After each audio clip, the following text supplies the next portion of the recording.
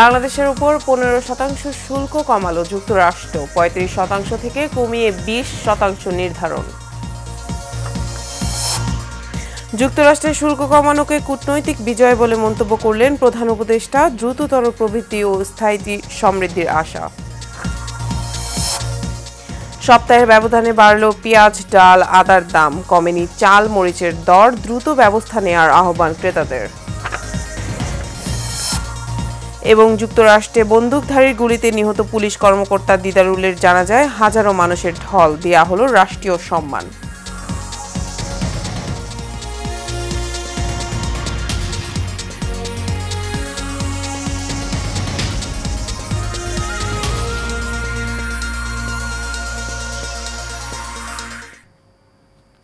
স্বাগত এশিয়া নিউজে, আপনাদের সাথে আছি আমি ইশিকা জাহান মিলা। এতক্ষণ শুনছিলেন বিআরবি কেবল ইন্ডাস্ট্রিজ লিমিটেড সংবাদ শিরোনাম, এবার বিস্তারিত। বাংলাদেশ থেকে আমদানি করা পণ্যের ওপর 15% কমিয়ে 20% শুল্ক নির্ধারণ করেছে মার্কিন যুক্তরাষ্ট্র। এ বিষয়ে ব্রিটিশ বার্তা সংস্থা রয়টার্স শুক্রবার এক প্রতিবেদনে জানায়, এই সিদ্ধান্ত হোয়াইট হাউসের এক ঘোষণায় প্রকাশিত হয়েছে। হোয়াইট হাউসের ঘোষণায় বাংলাদেশ সহ অন্যান্য দেশগুলোর ওপর শুল্কের পরিমাণ উল্লেখ করা হয়েছে। পাকিস্তানের উপর 19%, আফগানিস্তানের উপর 15%, ভারতের উপর 25%, শ্রীলঙ্কার উপর 20% সহ অন্যান্য দেশগুলোর শুল্কের পরিমাণ প্রকাশ করা হয়। এছাড়া যুক্তরাষ্ট্রের আরোপিত 35% পাল্টা শুল্ক নিয়ে তৃতীয় দফার আলোচনা শুরু হয় মঙ্গলবার। যুক্তরাষ্ট্রের বাণিজ্য প্রতিনিধি দপ্তরের সঙ্গে 3 দিন ব্যাপী আলোচনার শেষ দিন ছিল বৃহস্পতিবার।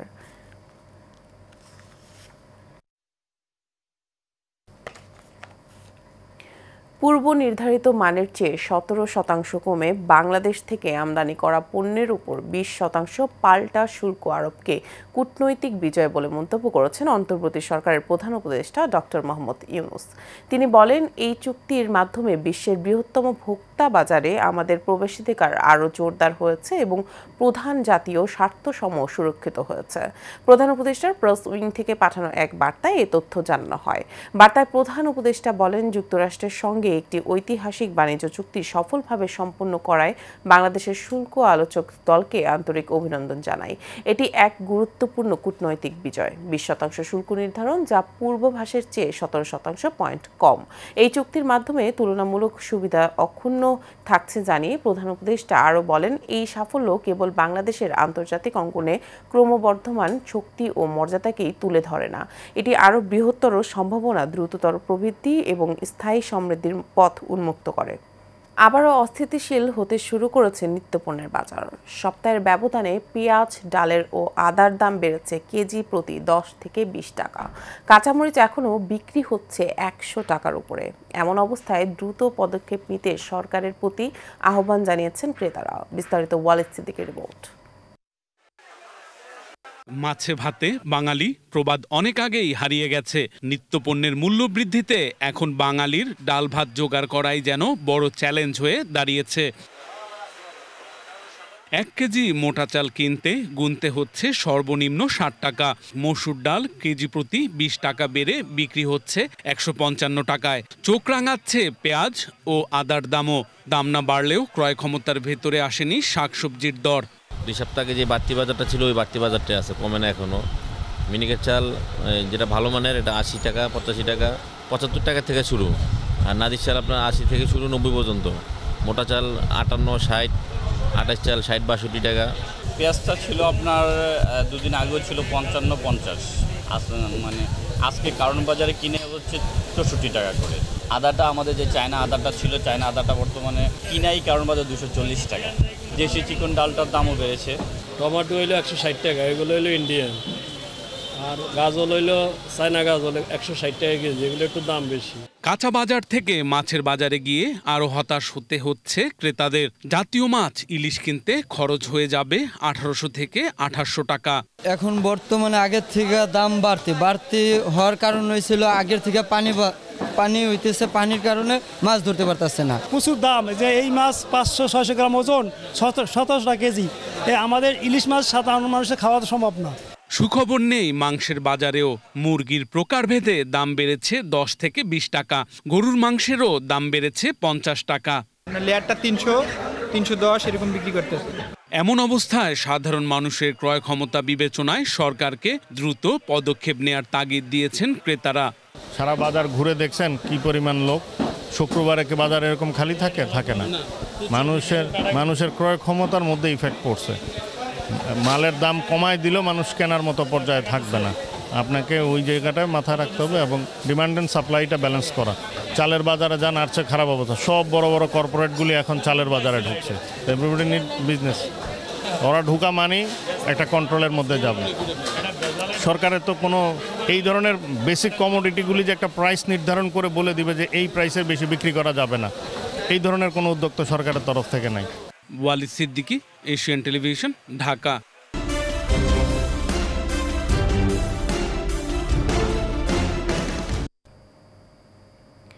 বরিশাল সদর উপজেলার কাশীপুরের বিলবাড়ি এলাকার পারিবারিক বিরোধের জেরে মহানগর স্বেচ্ছাসেবক দলের বহিষ্কৃত সাংগঠনিক সম্পাদক লিটন শিকদার লিটুকে কুপিয়ে হত্যা করা হয়েছে।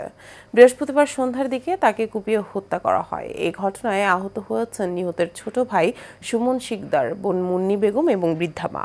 স্বজনরা জানায়, হামলাকারীরা লিটুকে ধারালো অস্ত্র দিয়ে উপর্যুপরি কুপিয়ে হত্যা করে। কুপিয়ে তার একটি হাত শরীর থেকে বিচ্ছিন্ন করে ফেলা হয় এবং শরীর জুড়ে মারাত্মক জখমের চিহ্ন ছিল। পরে লিটুকে রক্ষা করতে গিয়ে এলে তার বোন মুন্নি, ছোট ভাই সুমন ও বৃদ্ধা মাকেও কুপিয়ে ও পিটিয়ে গুরুতর জখম করা হয়।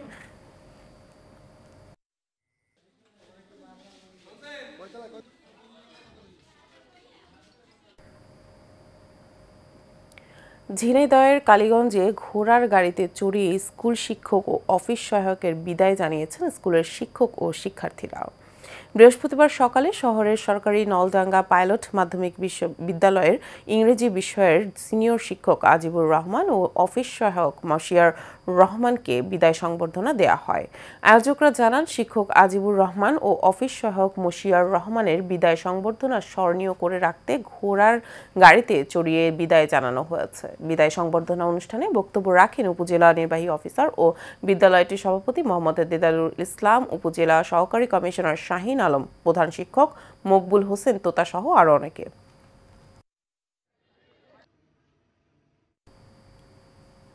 ঢাকার কেরানীগঞ্জে নামাজঘর মানব সেবা সংস্থার আয়োজনে মেডিকেলে ক্যাম্প ও বিনামূল্যে ওষুধ বিতরণ করা হয়েছে। 3 জন বিশেষজ্ঞ ডাক্তার দ্বারা কেরানীগঞ্জের আগানগর এলাকায় নামাজঘর মানব সেবা সংস্থা ভবনে বিনামূল্যে এই চিকিৎসা সেবা দেওয়া হয়। সংস্থাটির প্রতিষ্ঠাতা আয়নাল হোসেন এর আয়োজনের প্রতি সপ্তাহে আগানগর এলাকার অসহায় দুস্থ মানুষকে বিনামূল্যে এই চিকিৎসা সেবার পাশাপাশি রোগীদের বিনামূল্যে ওষুধ বিতরণ করা হয়।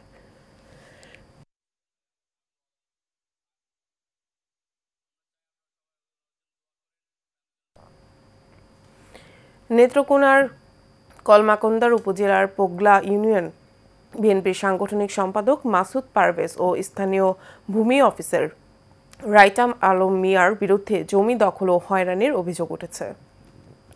বৃহস্পতিবার বিকেলে উপজেলার আমবাড়ি বাজারে এলাকাবাসীর ব্যানারে মানববন্ধন ও বিক্ষোভ করা হয়। এতে বক্তব্য রাখেন মোজাম্মেল খান, ভুক্তভোগী সোহাগ মিয়া, সবুজ মিয়া, জ্ঞান মিয়া। বিক্ষোভ শেষে বক্তারা বলেন, সাধারণ মানুষের জমি দখল, চাঁদাবাজি সহ এলাকার সাধারণ মানুষকে দলের প্রভাব দেখিয়ে হয়রানি করা হচ্ছে। অভিযুক্তদের বিরুদ্ধে তদন্ত করে ব্যবস্থা নেওয়ার দাবি জানানো হয়।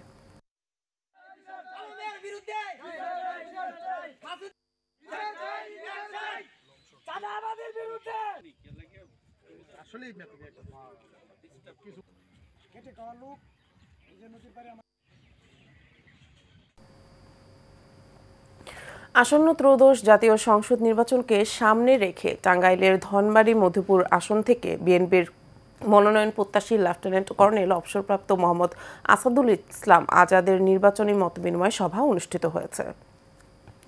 মধুপুর পৌরসভার 7 নং ওয়ার্ডের শাহরাতলায় এই মতবিনিময় সভা অনুষ্ঠিত হয়।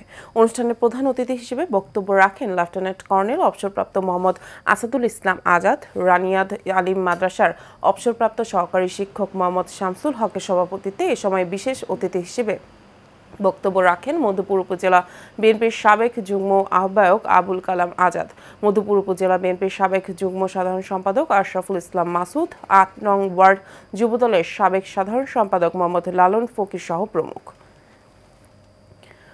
অত্যন্ত আনন্দঘন পরিবেশে ও সাংস্কৃতিক পরিবেশনার মধ্য দিয়ে 64তম অ্যাপেক্স বাংলাদেশ ফাউন্ডিং অ্যানিভার্সারি উদযাপন হয়েছে। রাজধানীর একটি হোটেলে বর্ণিল পরিবেশে উদযাপিত হয় এই প্রতিষ্ঠাবার্ষিকী। বর্ণাঢ্য এই আয়োজনে সভাপতিত্ব করেন অ্যাপেক্স বাংলাদেশের national president advocate Manjurul Alam Panna. বিশেষ অতিথি হিসেবে উপস্থিত ছিলেন আন্তর্জাতিক সম্পর্ক বিশ্লেষক ও এশিয়ান টেলিভিশনের head of news Sirajul Islam. তিনি বলেন, মানবতার কল্যাণে যারা কাজ করেন তাদের চেয়ে মহৎ আর কেউ হতে পারে না। মানুষের সেবাই হচ্ছে সবচেয়ে মহৎ কর্ম। বিশ্বজুড়ে অ্যাপেক্স সেই মহৎ পথেই এগিয়ে চলছে। অনুষ্ঠানে সাংস্কৃতিক মনা অ্যাপেক্সিয়ানদের পরিবেশনায় ছিল মনোমুগ্ধকর সাংস্কৃতিক অনুষ্ঠান। এছাড়া মানবতা ও সমাজসেবায় বিশেষ অবদানের জন্য অ্যাপেক্সের সাবেক প্রেসিডেন্ট অভিজিৎ দাস ববিকে আজীবন সম্মাননা দেওয়া হয়। অনুষ্ঠানে অংশ নেওয়া সদস্যরা ভবিষ্যতে আরও মানবিক ও সমাজকল্যাণমূলক কাজে সক্রিয়ভাবে যুক্ত থাকার অঙ্গীকার ব্যক্ত করেন। কুমিল্লার মানবতার সেবা, আর্তমানবতার সেবা। আমি জেনেছি আপনারা শুধু বাংলাদেশে না, সারা বিশ্বে আপনাদের যে বক্তব্য আছে সার্ভিস, সিটিজেনশিপ এবং ফেলোশিপ, এর চেয়ে আর বড় কথা কি হতে পারে? চট্টগ্রামের মিরসরাইয়ে বিএনপি ও যুবদলের 5 শীর্ষ নেতার বহিষ্কারাদেশ প্রত্যাহার চেয়ে ঢাকা-চট্টগ্রাম মহাসড়কে বিক্ষোভ মিছিল করেছে নেতাকর্মীরা। উপজেলা সদরের সমাবেশে বক্তব্য রাখেন উপজেলা বিএনপির সাবেক সাধারণ সম্পাদক আলমগীর হোসেন, মিরসরাই পৌরসভা বিএনপির সাবেক আহ্বায়ক মহিউদ্দিন, সাবেক সদস্য সচিব জাহেদ হোসেন, উপজেলা যুবদলের সাবেক আহ্বায়ক শাহিনুল ইসলাম স্বপন সহ আরও অনেকে।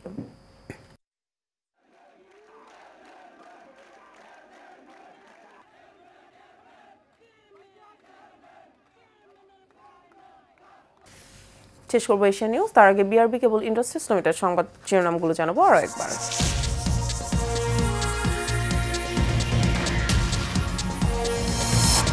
বাংলাদেশের ওপর 15% শুল্ক কমালো যুক্তরাষ্ট্র, 35% থেকে কমিয়ে 20% নির্ধারণ।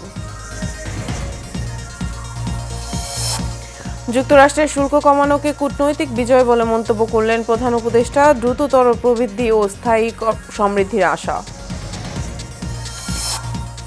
সপ্তাহের ব্যবধানে বাড়ল পেঁয়াজের, ডাল, আদার দাম, কমেনি চাল, মরিচের দর। দ্রুত ব্যবস্থা নেওয়ার আহ্বান ক্রেতাদের। এবং যুক্তরাষ্ট্রে বন্দুকধারীর গুলিতে নিহত পুলিশ কর্মকর্তা দিদারুলের জানাজায় হাজারো মানুষের ঢল, দেয়া হলো রাষ্ট্রীয় সম্মান।